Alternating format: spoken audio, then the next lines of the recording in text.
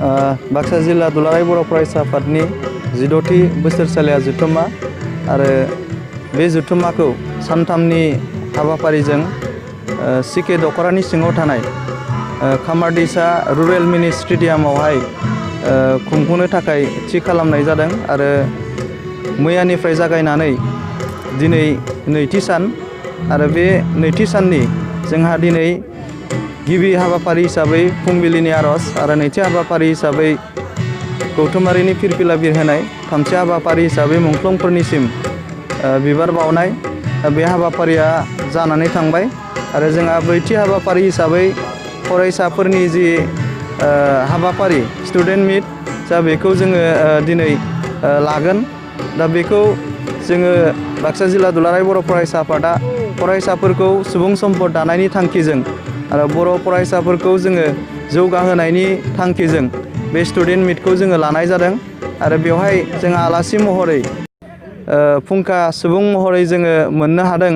जे गसाइगाव बिएड कलेजनि जोंहा गोरायुं सार अजित बर' बिथां आरो बेयावनो जों मोनबावनो हादों दाखालि बावै एपिएससिआव पास खालामनाय चरन नार्जारी बिथां आरो मोनबावनो हादों जोङो बाक्सा जिल्लानिनो एसपि हिरण्य बर्मन। दा बिथांमोना जोंनि दिनैनि स्टुडेन्ट मिट हाबाफारियाव बाहागो लागोन आरो बिथांमोननि बेसेन गोसा बिबुंथिनि गेजेरजों जोंनि बर' फरायसाफोरा जेन दावगागोन थुलुंगाखांनाय मोनगोन आरो साफ्रोमबो फरायसाफोरा जेन गावबा गावखौ सुबुं सम्पद दानायाव गोसो थुलुंगाखांनाय बिथांमोना मोनगोन जों बेखौ मिजिंथिदों आरो बाक्सा जिल्ला दुलाराय बर' फरायसा आफादा दिनै जोङो नोजोर होनानै नुदों बाक्सा जिल्लायाव फ्राय बांसिनानो जोंहा 80 जौखोन्दोनिबो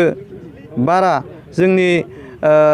मानसिफ्रा जोंनि न'खरफोरा जोंहा आबादारि बा आबादजों सोनारनानै जोंनि न'खरफोरा सोलियो। दा बेखायनो आबादनि गेजेरजों जोङो बाक्सा जिल्लानि जि रांखान्थि लोगोसेनो बिटिआरनि रांखान्थिखौ जोङो जौगाहोनायनि थांखिजों जोङो दिनै आबादारिफोरनिबो मोनसे सावराय बेंखन बा सेमिनार जों मोनसे बेवहाय लानाय जादों आरो बेवहाय जोंहा मोजां जोङो आलासि जोङो मोनबोनो हादों। दा बेखायनो बै आलासिफोरनि गेजेरजों जोङो आसा खालामदों बाक्सा जिल्लानि जि आबादारिफोर बिथांमोना दिनै गोसो मोदोम जिउ होनानै आबाद मावगोन आरो बै आबादनि गेजेरजोंनो बाक्सा लोगोसेनो बिटिआरआवहाय रांखान्थियाव जोङो जौगानो हागोन जों बेखौ आं मिजिंथिदों। बेनि अनगायैबो जोंहा मोनाबिलियावहाय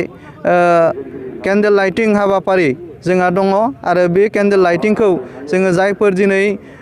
बर' माहारिनि गोजोरथिनि थाखाय बर' हारिखौ बुहुमाव गेरेमसा महरै गायसननो बिथांमोना दिनै